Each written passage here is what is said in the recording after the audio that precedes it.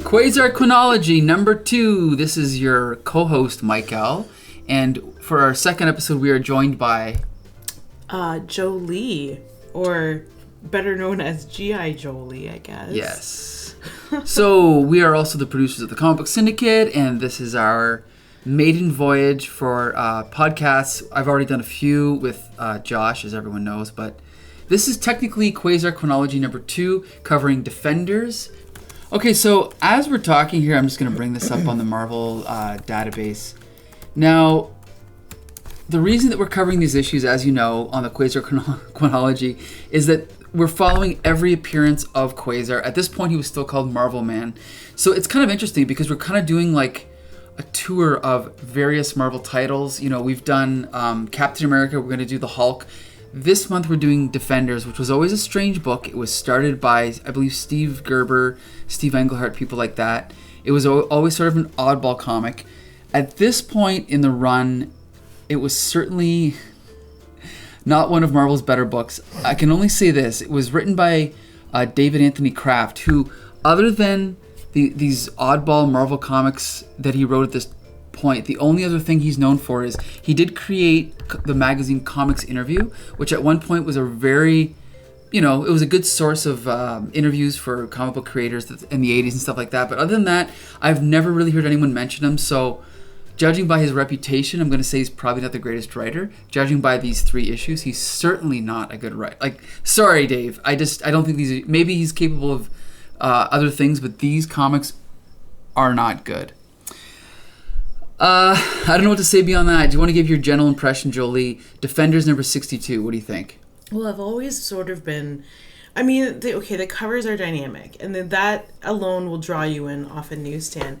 But there's just something really strange about them that began to unfold as I neared the end. And I couldn't really place my finger on it at the beginning. I was just... let's just say I had a very general, is this a practical joke? Am I being asked to review, am I being asked to review these because this is a prank? Mm-hmm. And I guess I'll leave it at that. For first impressions, I was so excited, and I was like, oh wow, the Defenders. I'm familiar with the iteration that Marvel's universe has done on Netflix, and I know that they're not the true roster. So seeing all of these superheroes on the cover, and some of them I couldn't identify as being what part of the Defenders team, I was very interested. It's like, oh cool, maybe this will be some kind of an origin story. And I've always wanted to read more ever since I watched the terrible show. And then this was just an equally terrible comic. Mm-hmm. Series of 3 issues, I should say. They were just a very quick read, and yeah, I mean, we'll expand more later, but yeah. Well, I want to comment. The cover of this issue is good. It's by John Romita Jr. and Bob Layton, who, Bob Layton, great guy. We've met him. Yeah. John Romita Jr., great artist. At this point, he was in his early sort of indistinguishable style, we'll say. But his father's John Romita Sr., so, he learned from the best. He obviously knows how to lay out a cover. This is a good cover. So I guess the other thing we should clear up, too, for people who are not as familiar, this was published, in the 70s? This was published in 1978, August 1978. During the early years of Jim Shooter's run as editor-in-chief. So we'll call this mid-Bronze Age, but the beginning of a 9-year run by Jim Shooter where Marvel was arguably at its, maybe not its peak, but its second peak, I guess you could say, after the 60s. So this was a good era, a pretty good era for Marvel. I guess the thing about we both should know going in was the fact that it says here on the cover, possibly the wildest Defender saga ever, tons of action, loads of suspense, and more than a few laughs. It was intended to be a little bit tongue-in-cheek, I think. But it's one of those comics where, again, it's like you said, it's like, is this a joke? Is it supposed to be funny? Is it just bad? But why are there all the okay? And that's your first red flag that's right on the cover, is that there are these claims on the cover. This is what you should expect from this comic. It's like, oh, okay, well, no. We certainly got that in some form, but it's not nearly as momentous as I think they make it out to be. Well, the thing is, okay, we're not going to go through the whole thing, but in this issue, we start off, they're in the middle of a game of Frisbee, which is a trick that Chris Claremont used to use, but he would always have the X-Men playing baseball or softball, which is, this is a cool way to introduce, the main members of the team, Hellcat, Hulk, Valkyrie, and Nighthawk. And again, an oddball lineup. But the funny thing is what you and I got from this comic and what Josh and I got from our review of the Hulk comics was we really don't like the Hulk in this era, do we? What is your impression of the Hulk's characterization? And this is coming from someone who hasn't been able to sort out whether Hulk is what color he's supposed to be when, how he's actually supposed to be speaking. This Hulk, just for anyone who hasn't read these comics, is that he speaks in that sort of way that I fear our civilization is moving towards, which is in a series of words that are not connected, where words like the and is are removed from actual sentence structure. And that is how this Hulk is, and it's terrible because he seems to have intellect but is written as though he doesn't. He has this weird ability to move himself throughout the story that he's put into in the way that all of these heroes are. But when he opens his mouth to speak, he's just this giant help me with the word here. Well, it's like they can't decide whether he's stupid or not. Yeah. And his speech pattern, he always refers to himself in the third person, and his most annoying trait is that he has a nickname for everybody, which drives me crazy. So he calls Valkyrie Sword Girl. I believe he calls Nighthawk Birdface. I'm sorry, but I mean, it is funny. Oh yeah, that was definitely the most annoying part. It is, yeah. I can laugh at it, and I can accept it for what it is, but it really hasn't aged well. Was there a time in the comic too where one of the characters corrected him and he said, well, I'm just going to call you Sword Girl? Yeah, that is in here somewhere. Or maybe it wasn't her, maybe it was someone else. But I definitely, we'll try to dig that up as we go.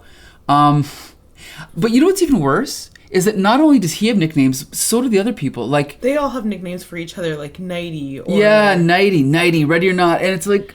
And when Hellcat said that, while they're playing this game of Frisbee into the second and third pages, they're playing Frisbee for an abnormal amount of time. And it's not even to observe, it's not even to establish any kind of character. I think it's meant to kind of show you the camaraderie between all of them, and it still doesn't work. And it's those using nicknames like Lad or Hey Nighty or what do they call him? Hockey? I don't know what no, he's the one that they refer to as Nighty. Yeah. Or Valkyrie. They gave her another nickname too. Do they call her just Valk at one point? Possibly, yeah. And it's it gave me pause. I'm pausing right now. I don't know what to think of those things because it's not endearing me to these characters at all, and because I certainly don't feel like they're endearing to each other enough to use these kinds of that's a good terms. point. There's just something so weird about the way that they refer to each other with these stupid nicknames. The thing is Stanley did that with they'd call Iron Man Shellhead, and they'd call that's what I felt like it were called, but it wasn't nearly as successful. Right, and not as creative. These nicknames are, I'm sorry, they're idiotic, most of them. And it just seemed like someone went through the script a second time and said, "Oh, they don't seem like friends, but they're supposed to be on a team, so we'll just write in where they yell their nicknames at each other." Yeah, I didn't like that. We're also in this issue I've never come across this character, Dollar Bill, I guess. I don't know anything about him, but I guess he's just a regular guy that just hangs out with him. So if you're listening to this and you know anything about this guy, sorry, we don't know anything about Dollar Bill. Kind of an interesting character to just throw in there as like a normal, non-powered member. Well, that's the thing. It's weird. I don't know if he's even a member or if he's just this guy who decided he was going to make a documentary about the Defenders. Well, the other thing they established in this issue is that they're not really an official team. They're a non-team, so they don't have official membership. They don't have official rules. That actually comes into play later in the plot. So I think it kind of plays into that, and it is interesting. But I don't think it's until this page that I realized... Sorry, right now we're on digitally page 5. The real page number is cut off here at the bottom. This is where I realized, okay, they're totally playing this for laughs. So they're all watching TV, and the Hulk says, Picture box is stupid, even worse than Frisbee. If show is bad, Hulk will smash Picture box. Okay, fine. We'll play along. So I guess this guy Dollar Bill has made a documentary about the Defenders, which they didn't give permission for him to do, so they're all pissed off at him about it. But what ends up happening is, in this documentary, he says that anyone who wants to be a Defender can declare themselves one. This ends up coming back to bite them all in the ass, because then all these supervillains declare themselves Defenders. But before that happens, we're introduced to this scene of all these sort of B-listers coming to join the team. And this is where we tie into our QUASAR chronology, because one of them is Marvel Man, a.k.a. QUASAR. Which one is it? Right here. Oh, I see. Yeah. Just kind of stuffed behind Hercules. Exactly. Hello, I'm Marvel Man. So anyway, so the rest here we've got Ms. Marvel, Jack of Hearts, Son of Satan, Polaris, Black Goliath, Iron Fist, Captain Marvel, Hercules, Nova, and that is... I can't remember who that is. We'll get to that later. They mention his name later. Yeah. Ugh. It's pretty bad. There's just so... And that's another thing, too, is that there are already so many heroes on the page, before Nighty opened the door and discovered, like, 10 to 20 more. So, not only... Like, I'm not sure what happened in issue 61 or the comics that preceded that. Like, do they have established relationships and characters? Or... So for anyone jumping into issue 62 who has no knowledge of these people, like, it's just largely confusing to have the core quote unquote core group, and then to add all of these other people that Dollar Bill has like lured to their hideaway. Yeah, that just became overwhelming for me. That's a good point, and they're all kind of like indistinguishable. Oh yeah, and I barely could remember the core group's names. Mm-hmm. Yeah, I mean, obviously, so... I'm personally familiar with them, but yeah, you're right. They don't really do much to establish them, and then they throw in all these new guys. I mean, it is kind of funny, but it just unfortunately turns into this slugfest. It is played for laughs a little bit, but really, it's not really much of a story. It's kind of just an excuse to have hijinks and, action. Like, some of this dialogue, like, have we met? I'm Ms. Marvel in a new costume. Ah, I understand. And then this other guy, Son of Satan goes, uh-oh, if Hulk remembers our last meeting, I'm sunk. Then at the bottom it says, oh, it's Stingray. Sorry, it's Stingray. Stingray fought Greenskin in Hulk 221. It's stupid, but I love it, what can I say? It's definitely not great writing, but it's fun. Then we get to our favorite scene, my favorite scene anyway, in which they talk about coffee for the entire page. Hey, what about cream and sugar? Drink it black. So they're all they're all talking about the coffee that they're drinking. Ugh. Stingray says, this is Devil's Brew, or no offense meant to you, Son of Satan. Not even Thanos could down this bitter beverage. Then Son of Satan says, none taken, friends, for I concur. Hercules, methinks I would prefer mead, but the dusky or aromatic drink of the mortal veil shall suffice. Valkyrie, it is my first attempt at making coffee. Indeed, it is fitting to propose a toast. Aye, a toast to the new Defenders to Gak! Zeus. So they give up on the coffee. You know what? This kind of reminds me of the funny version of Justice League from the late 80s. This is a little kind of a precursor to that. Playing everything for laughs, so I don't know. I think it's scenes like that I do like. The rest of the issue, not so much as good. I don't know. Honestly, other than that, there's really nothing to really talk about with this issue other than the coffee. What did you think? Well, that's the only interesting part about this whole thing that you can draw conclusions from and even speak to is the social impact or the social nature of what is happening in the frisbee scene and the coffee scene, how it impacts me or what I draw from my own experience. So, as a woman reading this comic, I find it odd that Valkyrie made coffee, even though she's never made it before. Good point. She went and fetched them all coffee, and that's where they landed. Mm-hmm. Once they opened the doors to all these additional heroes, that's what happened next. Is that they invited them all in. Or, no, did they serve them coffee outside on the front landing? It doesn't seem like they've moved from where they first appeared. Mm-hmm. So, yes, you see Valkyrie coming out and holding this gigantic tray of coffee, and every male who is there, or every character who identifies as male is there commenting on the coffee, and the only line that Valkyrie gets is, "Well, this is my first time making it." That's a good point. I didn't think about that. Well, while it is funny, I think it just the social exchange is in itself the most interesting part of this book. Mm-hmm. I'm not going to sit on a fence of I'm not going to sit on the feminist fence and be like, of course the woman is the one serving coffee.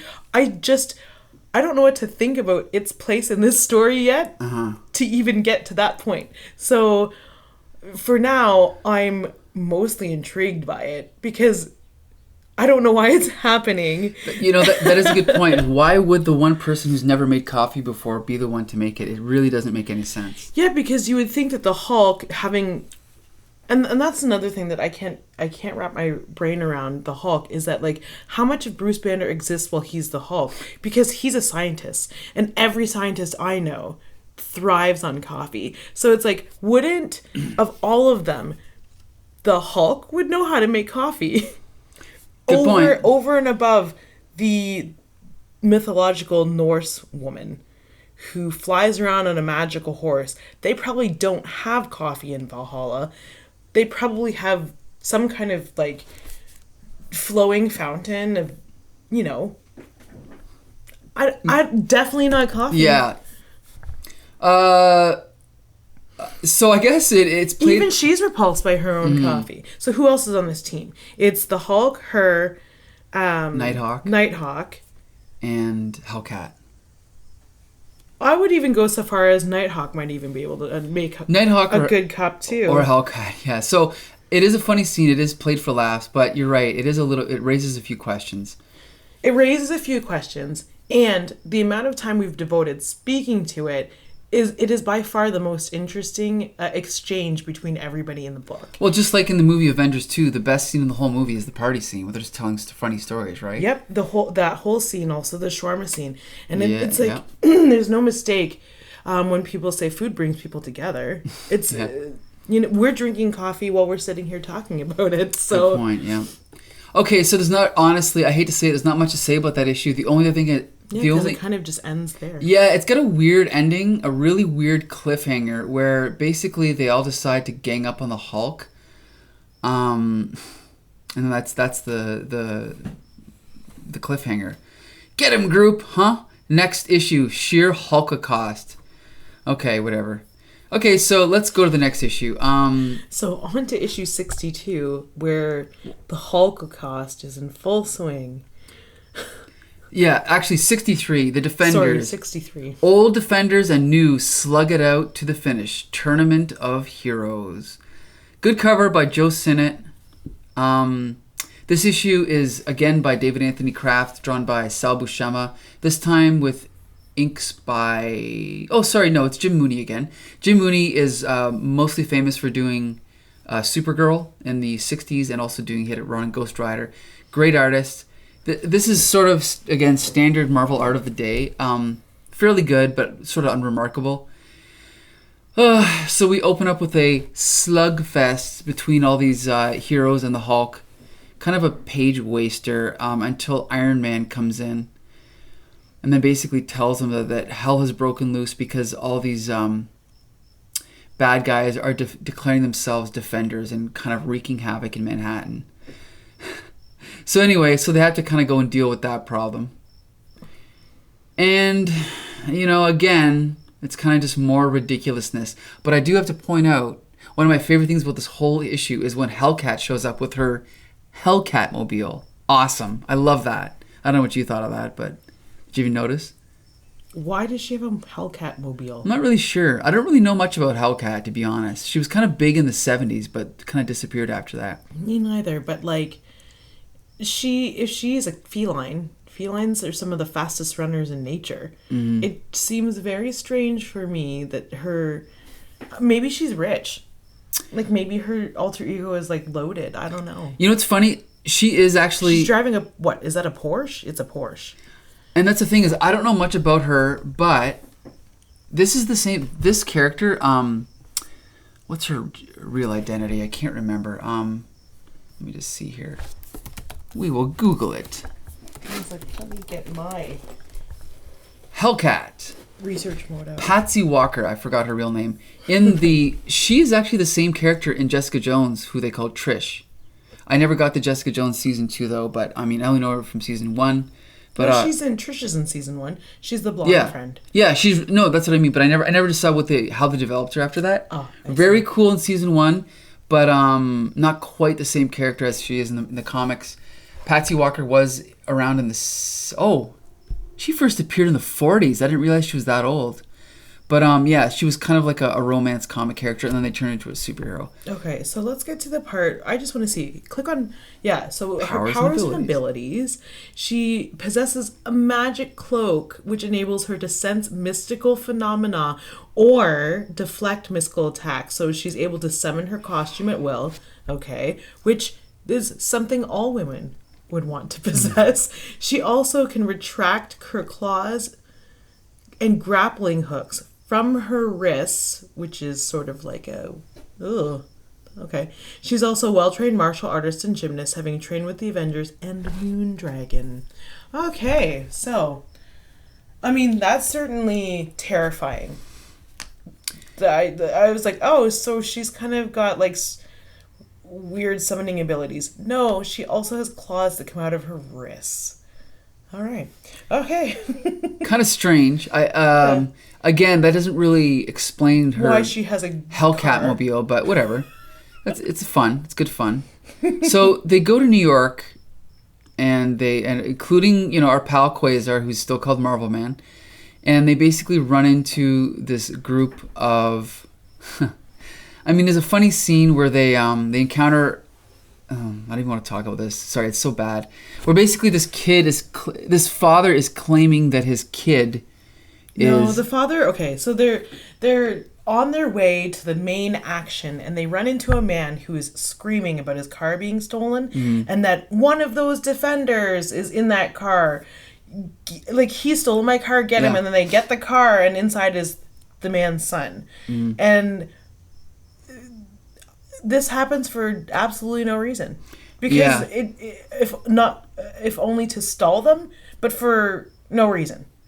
So I don't understand why it happens. It is kind of funny, but it ends up kind of just wasting a few pages. So it's not as funny as the coffee. No, definitely not. And I feel like he was trying to get some of that coffee magic back, and it was like a misstep. Didn't quite happen. No. So anyway, now they run into these supervillains who are also calling themselves defenders, and it's again sort of like a group of B-listers. Who do we got here? Oh my god, we got Whirlwind, we've got we got Electro, he's cool. Just a bunch of people I don't know much about. None of them are particularly great other than Electro. And just like that, it's over, where the cops come and basically say you're all under arrest, and that's it. We just talked about the whole issue, and in about 2 seconds, and nothing happened. Yeah. Not a very good issue. No, they pretty much it really only.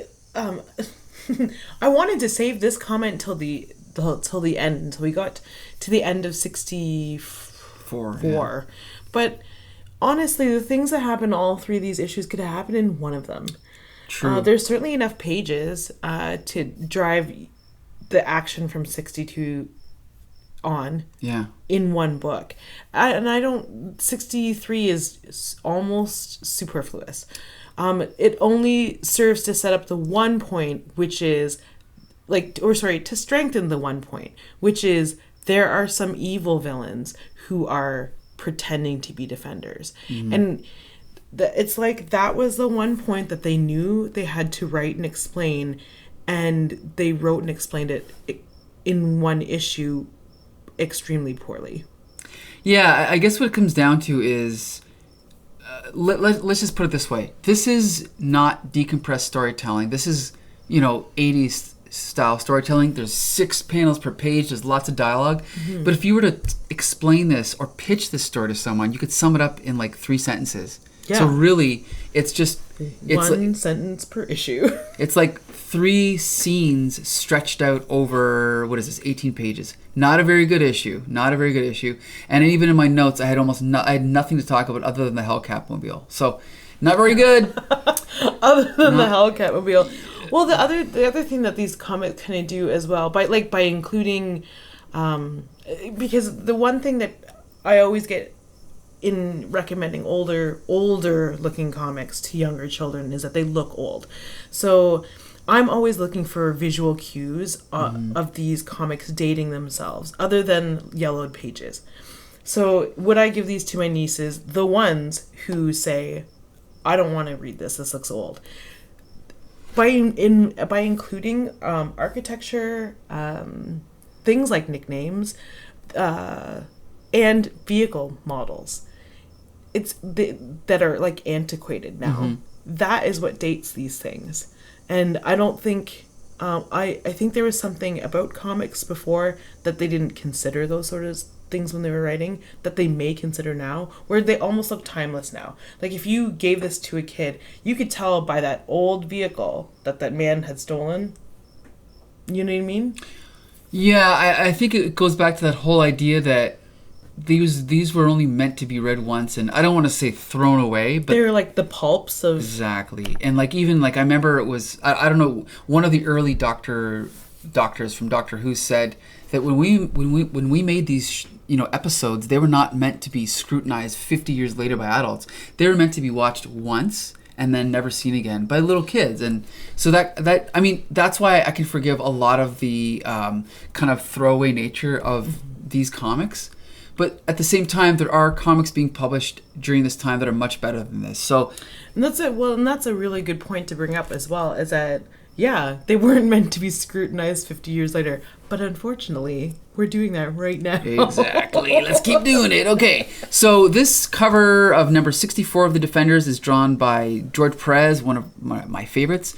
Friend and foe beware, the Valkyrie gone mad. So here we go. D-Day, David Anthony Kraft, Sal Buscema, and our pal Don Perlin, who I mostly know from doing a good run on Transformers. Later on he did Bloodshot, but he's a Marvel veteran from, I believe, starting in the 50s. So, both, Sal Buscema and Don Perlin, good artists. Again, the artwork is a little bit unremarkable, but it definitely does its job, though. The storytelling is clear. Unfortunately, the story they're telling is not very good.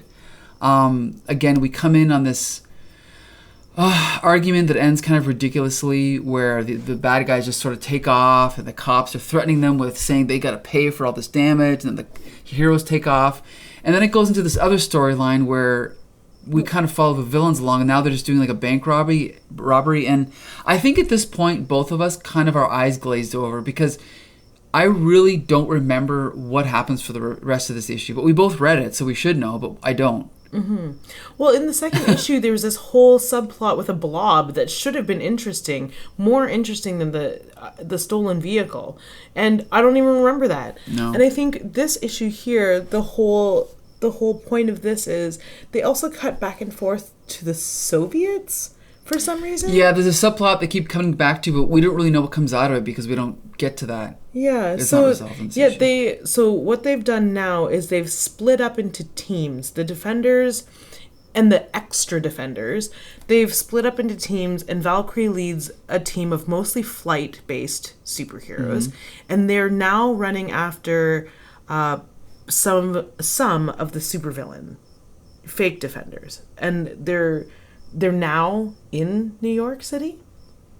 So yeah, we find them here in the subways. Yeah, which actually brings me to my favorite page, page 10, digital page 7. There's a really cool shot when they're running in the city street and Captain Ultra is flying above them and he's looking down and we're actually seeing the subway from his point of view. So we're seeing him seeing through the road. Of course, I don't know if, New York City streets are, 4 inches thick and then the subway's directly below that, but that's fine. I can forgive that, right? Mm-hmm. It's a kid's comic, but it's a cool shot. And that is one of those magical things about comics that I remember and love. And one of the things that fortunately makes it interesting is seeing shots, those X-ray shots like that. Right. And then like really super high action, like they're rushing into battle and you're seeing them from your audience helicopter. It's really cool. I can't say that traffic is like that anymore. Or that there's even parking on any city street in New York City. But hey, this is the 70s. So yeah, I think we're moving along in what we're chasing the bank robbers. Yeah, and the thing is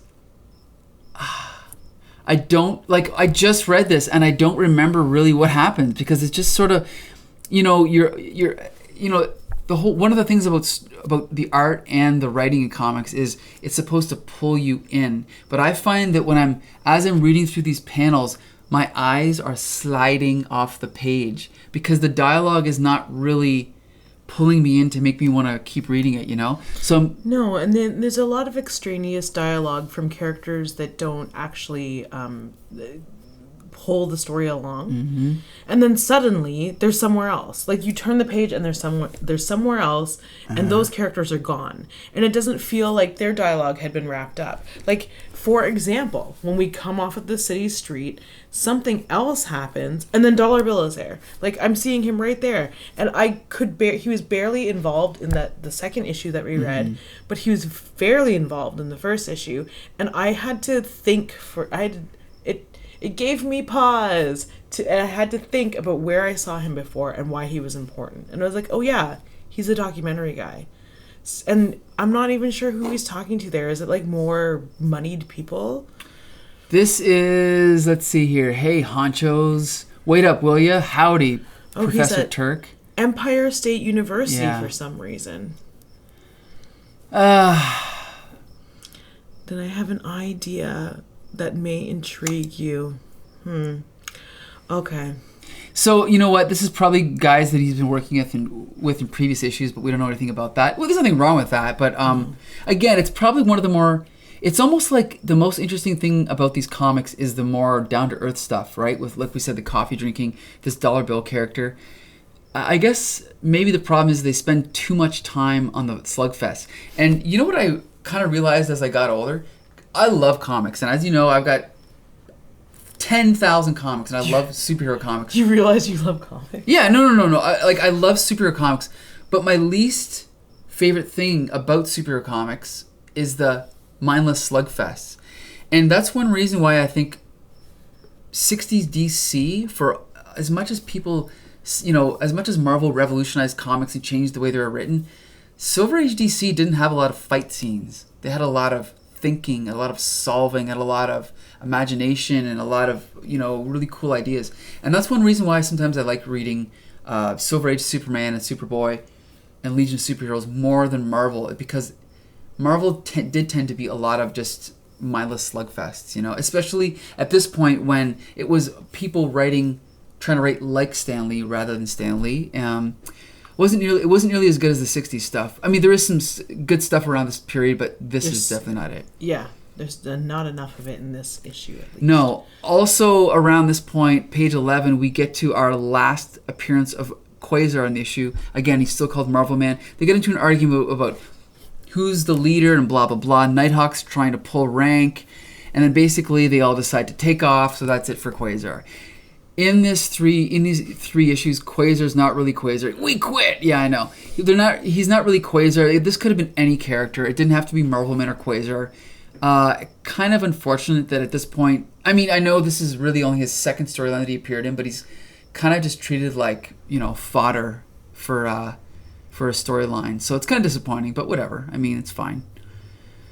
Not much else to say about this issue. Again, they kind of foil these bad guys that are robbing this bank, and that's pretty much it. Nighthawk comes in, he tries to save the day, and kind of gets his ass kicked.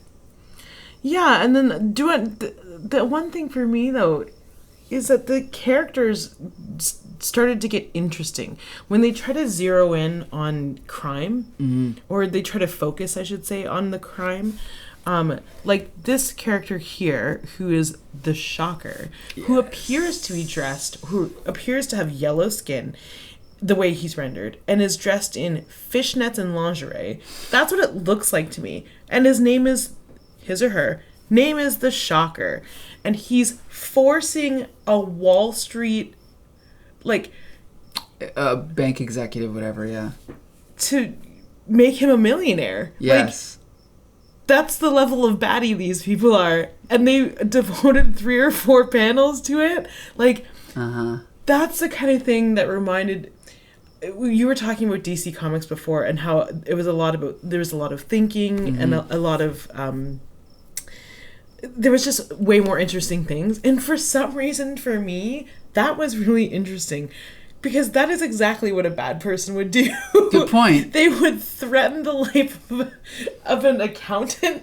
And he's like, I don't care. I don't want to hear your technical jargon about the stock market. I just want you to do it, and I want you to make me a millionaire. And then the next panel, he's literally holding a sheet with all of his stock options on it, and it says that there's $1 million in his bank account, apparently. Like, that's amazing. Well, and you know what? Is that the other thing about this is that my least favorite thing about superheroes, again, is when people just fight. Or when Dr. Octopus, quote, wreaks havoc on New York to get Spider-Man to come and fight him. Or when a character says, oh, I tangled with that character, an issue, whatever. But this makes sense. He just wants to be a millionaire. So what is he going to do? He's going to go and he's going to force this guy to do that. You're absolutely right. At least this is logical. Yeah, and it's like the story about Superman where he goes and he does the guy's taxes. Yes. It's just normal shit. Like, that's what's... that's the kind of villainy I want to see, like, normal-ass villainy. Right. And then, okay, so, I mean, moving on. It's really weird that it cuts away to those 3 panels of him becoming a millionaire and then right back into the fray of... Because there's still a bunch of villains. And now I think we found out somewhere in there that the villains have created this villainous defender team to equalize the fact that there are more defenders, more good guys. So, one, that's pretty flimsy for a plot device, but okay, but buyable. It's so simple that you can buy it. Oh, that's why there's this influx of people, because Dollar Bill created an issue with inviting more superheroes to the party, and the villains were like, no, unacceptable. Must have more villains. Okay, I get it. That's why everything exists. And this is why this chaos. Like, so what we're moving into the scene now where Hellcat is just being choked out. Yes. And it happens for a very disturbing 6 panels. It's actually, it's a strange sequence, and I actually took note of it because we're kind of zooming in on our face here. And it's like, again, I've said this before, Sal Buscema tends to use the same expressions over and over again, but that's actually pretty good, but it's also a little bit horrific. Yeah. Zooming in on, like, her eyes are, like, rolling back in her eye sockets, and she only gets out of it because she uses an previously unknown power. She blindly lashes out and knocks everyone out. Apparently she has this never mentioned mind power. Oh, sorry, let me just back up here. Moondragon never told me I'd be able to do anything like this, but then she never mentioned the mind power migraine. It just gave me either. So she has this power, I guess it's kind of a deus ex machina, of being able to just knock people out around her. I don't know anything about this power. Again, it's a little bit convenient, but it's also kind of a weird scene. So what do you think of this? With all of the in comparison to all of the superhero slugging that is happening, this is probably the most visceral. And it's like the close-ups of old Hollywood women, where it's like just their face and it's very fuzzy. Mm-hmm. This is probably the most disturbing thing I've seen in a comic, where we're literally watching a woman be choked out, and we can see the tears streaming down her face. Good point. Like, her tongue is rolling to the side. She's gasping for air. They devote 5 panels to this woman's struggle, and she's dying. Like, they don't devote this kind of attention to anything else. And again, it's one of those things where I don't want to sit on a feminist throne, and because I don't know how that affects, like, that argument. Like, this is affecting me in a way that the rest of the story didn't affect me at all. And it seems very out of place that this is how they would depict her agony, like sheer agony and terror at her potential death. Nobody else, like, we've seen everyone slugging each other almost to death, but this is how they depict Hellcat. It's actually, you know, what's also interesting is they do point out in the narration, so embroiled are the heroes in their individual conflicts that none notices how the cat has been caught off guard by the blob's sudden stranglehold. So yeah, it is kind of strange that they zero in on this amidst everything else, and that it's so much different from how everyone else is kind of fighting, I guess, eh? Mm-hmm. Yeah, and it's like, I don't know, I haven't read any further, and I would be interested in maybe potentially, like, researching this, but it's like they use this as a blank slate to introduce this power that we've never even read about, that her Wikipedia entry doesn't even mention. Yes. So does she use this later? Like, she's so fearful for her life, so she knocks everyone out that's in the subway. Like, there's 10 people on the ground, and they're all unconscious, because that is what this kind of damage being inflicted on her, that was her reaction, her power's reaction for survival. And that is actually, it's super interesting. And I don't know, like, I didn't even notice it until now, until we stopped to talk about it, and I was like, you know what? That's kind of weird and frightening at the same time. Would you want to read more about her to find out more about her powers and stuff like that? Oh, for sure. Yeah, I don't know anything about Hellcat. I don't know a lot about most Marvel characters, but now I am certainly intrigued. One, anyone who has a magical cloak, like, everyone knows my number one is Harry Potter. So anyone with a magical cloak deserves a further look and a little more attention. Yeah, it's a definitely cool idea, but we don't really see that in here. So, you're right? Like, we don't really see that depicted in this story, the magical cloak. So yeah, I don't know. And then we move, and that's the thing. Everyone gets knocked out, and then again, just a sharp, like, 180 to the other action that's happening. So we haven't even seen what's been happening with the Valkyrie team. They're off on their own little mission, and that's where it cuts straight to. This was actually the most confusing part of the comic, because I had to go back, and I believe you did too. I just didn't know what the heck was going on, because Valkyrie's getting choked out by Joe the Gorilla, who I've never heard of, and I've read every Marvel Universe, entry. I've never heard of this guy, but so basically, she imagines herself in this other. I don't even know what the hell is going on. And, like, Hellcat Val reacts in a most unusual manner. But unlike Patsy's, the Valkyrie's desperate struggle for self-preservation draws its strength from insanity. And so she imagines everyone around her are these characters from Asgard, I guess. Well, I guess no, it wouldn't be Asgard, because yes, it would be Asgard. Yeah, so the segue between Hellcat being strangled, this... And her main action is that she's also in a chokehold, and her reaction to it is to potentially go crazy. And and I drew a lot of comparisons to historical, like the science of, like, women succumbing to hysteria, and how that was used to explain, like, our menstrual cycles, etc., etc. So I found not unlike her serving coffee, not knowing how to brew coffee, is the fact that the writer, that's where that went with Valkyrie, is that her response to survival was to go insane and turn on Nighthawk. That's the thing, is that, exactly. And I thought that when I was reading it, I'm like, did I miss something? Did they make her hallucinate or go crazy? No, it was just her insanity.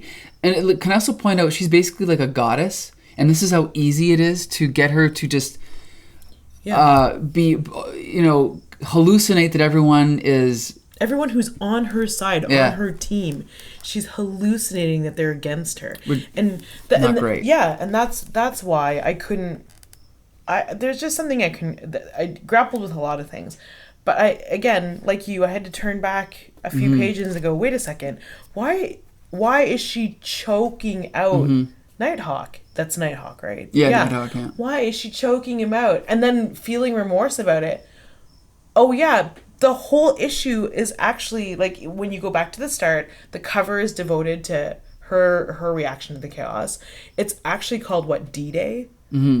So it's supposed to be about this slight turn, and the reason, and then we find out later, after she's done figuring out that she's gone a little bit insane, is that was the villain's plan all along, was to make the Valkyrie insane. By introducing so many villains, they somehow knew she would go insane. Ridiculous. And part of me wants to believe that it's not because she's a woman. Because you are right. She's this woman who is a god, who is an absolute god, succumbs to regular mortal foils. Yeah. Not the best scene in the comic, not the best scene in the story. It's pretty rough. I don't like master plans that rely on sheer, I don't want to say luck, but there's no way for them to have known this would work. It's bad. It's pretty badly written. Suddenly we're in the Soviet Union. Yeah, then we cut away to this subplot that, well, we don't know how it's resolved because we're not going to read the next issue because it doesn't have Quasar in it. But I guess what we come to, so this is the point where we decide, or, to our audience here, do we recommend this comic? Do we enjoy it? I can only say, and also, do we want to read more? I personally, there's something magical about these comics that I am compelled to want to read more. I guess the question is, how long will that feeling last before I just get sick of this formula? I don't know.